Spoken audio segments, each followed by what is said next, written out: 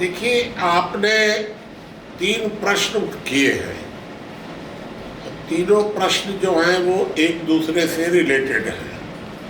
मैं कोशिश करूंगा कि तीनों को मिलाकर के एक साथ आपको सहमत करने की कोशिश करूं, बताने की कोशिश करूं, और फिर इसके बाद जो प्रश्न होंगे उन पर फिर हम लोग और भी चर्चा करेंगे, क्योंकि देखिए विषय परिभाषा से जुड़े हुए हैं और इसलिए मैं ये नहीं कह सकता हूँ कि मैं जो कह रहा हूँ वो अंतिम सत्य है। संशोधन होंगे, अब मुझे कोई दिक्कत नहीं है।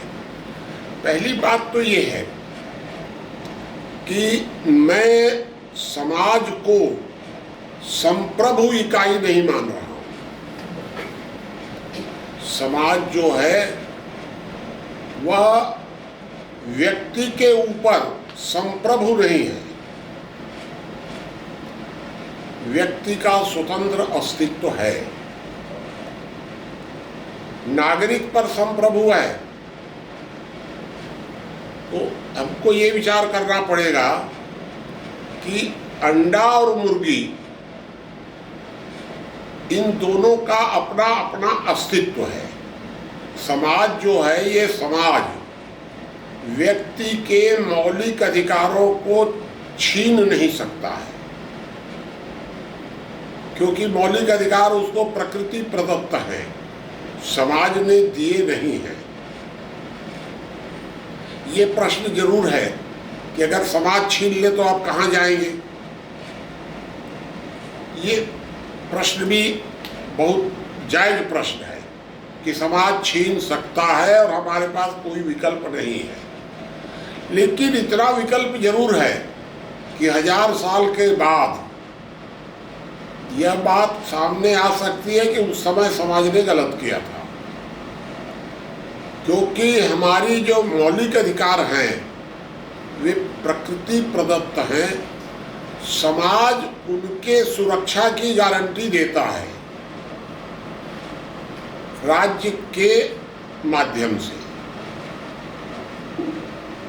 अब प्रश्न आपका ये आता है कि भाई समाज के न्यूनतम अधिकार, समाज जब सर्वोच्च इकाई है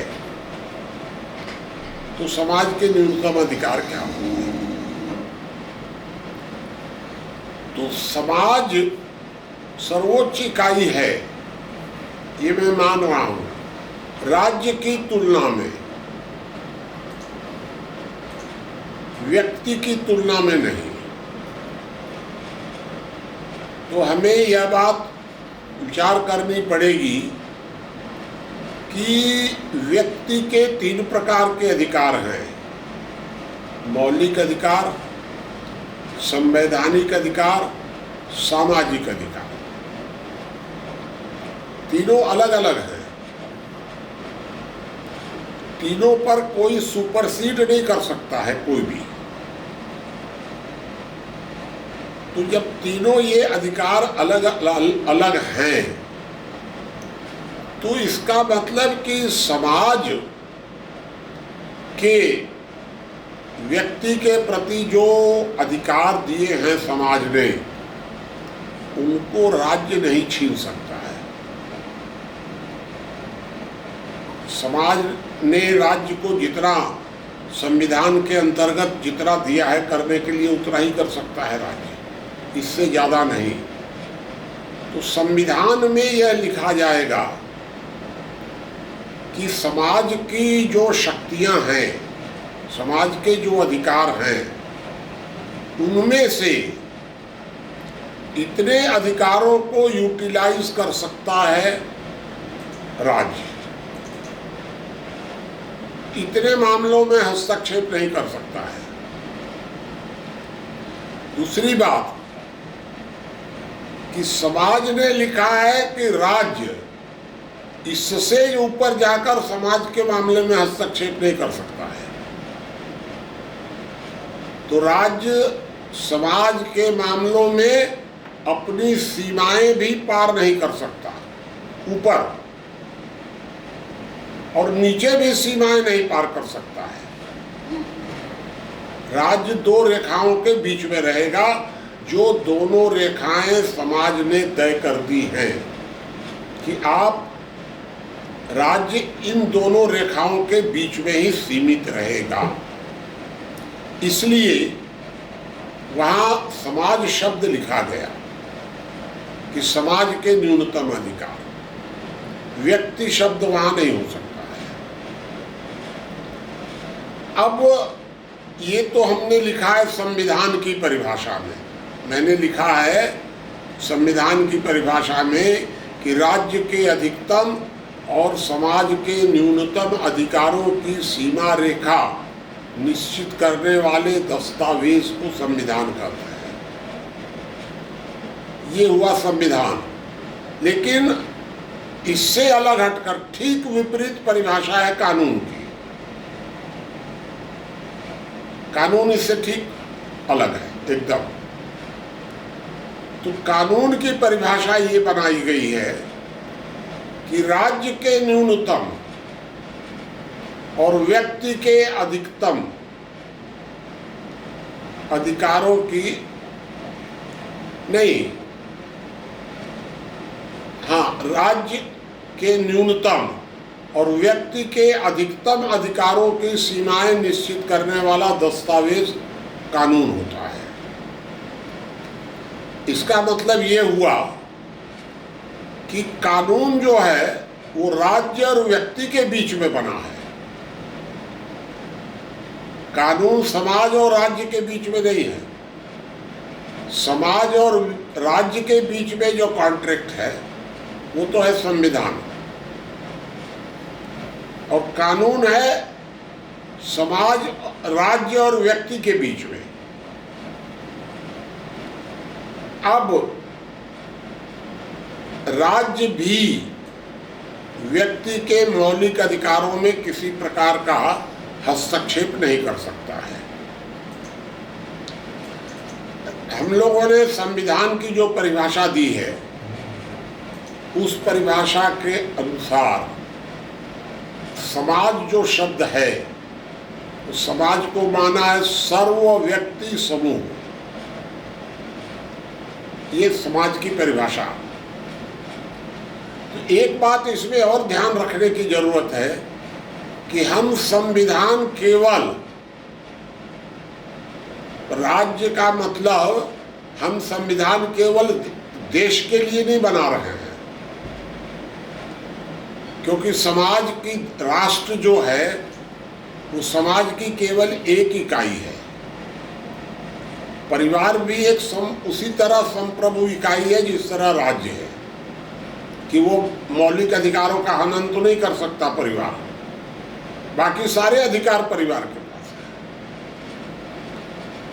तो परिवार भी, परिवार का भी एक संविधान होगा और उस संविधान की परिभाषा भी यही होगी, राज्य के अधिकतम और समाज के न्यूनतम अधिकार। ये परिवार की में भी संविधान की डिफिनीशन यही होगी, गांव में भी संविधान की डिफिनीशन यही होगी। इस तरह अभी हम विश्व समाज का कोई संविधान बना नहीं सके हैं, तो पूरे अगर राष्ट्रीय संविधान की चर्चा करेंगे तो राष्ट्रीय समाज में भारत के 140 करोड़ व्यक्ति शामिल होंगे। एक भी व्यक्ति उससे बाहर नहीं रह सकता है, चाहे वह अपराधी ही क्यों ना हो। सर्व व्यक्ति समूह, सर्व व्यक्ति समूह है समाज, और समाज बना रहा है संविधान, और संविधान के नीचे बन रहा है राज्य। अब जो एक प्रश्न आपका है जुड़ा हुआ कि अपराध, कि जब कोई व्यक्ति अपराधी है वो समाज का अंग कैसे हो सकता है? व्यक्ति अपराधी है, व्यक्ति समूह तो अपराधी है नहीं। तो व्यक्ति अगर अपराधी है तो उस व्यक्ति को कानून सम्मत तरीके से, संवैधानिक तरीके से हम समाज से अलग कर सकते हैं। जब तक कोई व्यक्ति संवैधानिक तरीके से समाज से अलग नहीं होता है, तब तक तो वो समाज का अंग है। तो इस तरह से जब हम किसी को फांसी दे देते हैं या हम जेल में डाल देते हैं, तो जेल में डालने का मतलब हुआ उसके मौलिक अधिकार छीन लिए गए, तब हम उसको जेल में बंद किए उस कालखंड के लिए, या जो भी जिस तरीके से मौलिक अधिकार भी उसके छीन लिए गए। जब उसके मौलिक अधिकार छीन लिए गए, तब हम कह सकते हैं कि यह समाज का अंग नहीं है। तो दुनिया में या देश में या परिवार में जिनके भी मौलिक अधिकार हैं, वे सारे लोग समाज के अंग माने जाएंगे। अब भारत में 140 करोड़ व्यक्ति हैं और 139 करोड़ लोग मिलकर राज्य को कोई बात कहना चाहते हैं, तो उनको राज्य के पास सीधा जाने का कोई अधिकार नहीं है। वे 139 करोड़ लोग संविधान में संशोधन करें, और वह संविधान में संशोधन 140 करोड़ लोग ही मिलकर कर सकते हैं। 1 करोड़ को छांट करके 139 करोड़ नहीं कर सकते हैं। तो 140 करोड़ लोग मिल करके, उसमें ये 139 करोड़ लोग या 110 करोड़ लोग या 5 करोड़ लोग ये संविधान में संशोधन करें, राज्य उसके लिए बाध्य हो जाएगा उसको फॉलो करने के लिए। लेकिन आप राज्य को सीधा कोई आदेश नहीं दे सकते हैं, क्योंकि संविधान जो है वो आपके बीच में है। अब सवाल है कि राज्य को सीधा आदेश समाज कैसे दे सकता है। समाज अगर राज्य को सीधा आदेश देना चाहता है, तो उसको सर्व व्यक्ति समूह को एक साथ बैठना पड़ेगा। तो अगर आपके परिवार में 14 लोग हैं, तो 14 लोग अगर एक साथ बैठ करके कोई आदेश देते हैं, तो वो आदेश परिवार के मुखिया को मानना पड़ेगा। 14 लोग अगर बैठ गए तब। लेकिन अगर 12 लोग बैठकर कोई आदेश देते हैं, तो 12 लोग बैठकर संविधान में संशोधन करें, तब मुखिया को आदेश दें, नहीं तो वो आदेश मान्य नहीं होगा 12 लोगों का भी। अपराध की जो परिभाषा है, वो अपराध किसी व्यक्ति के फंडामेंटल राइट का जब उल्लंघन होगा, तभी अपराध होगा। और फंडामेंटल राइट का जब उल्लंघन होगा, तभी आप उसके मौलिक अधिकार छीन सकते हैं, अन्यथा नहीं। अन्यथा अगर छीनना है तो उसकी सहमति जरूरी है। तो अपराधी तो केवल व्यक्ति होगा, समाज तो अपराधी हो ही नहीं सकता है, क्योंकि किसी व्यक्ति के मौलिक अधिकारों का उल्लंघन ही अपराध होगा सिर्फ, और वो व्यक्ति के द्वारा ही किया जाएगा।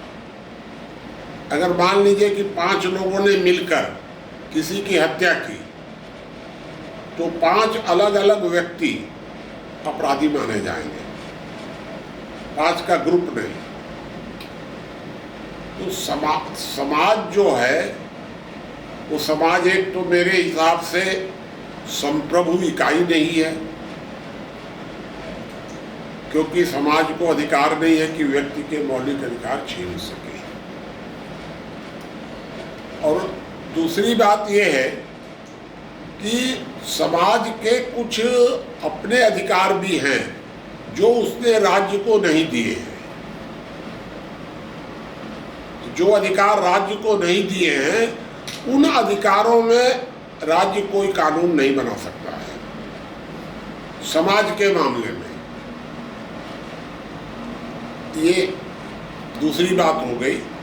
और तीसरी बात यह है कि किसी व्यक्ति के मौलिक अधिकारों का उल्लंघन ही अपराध होता है, नागरिक के अधिकारों का उल्लंघन अपराध नहीं होता है। सिर्फ एक काम सिर्फ अपराध होता है, मौलिक अधिकारों का उल्लंघन। ये मैंने शॉर्ट में बताना चाहा है। अब आप इस पर और प्रश्न करेंगे तो हम लोग इस पर और भी आगे विचार करेंगे।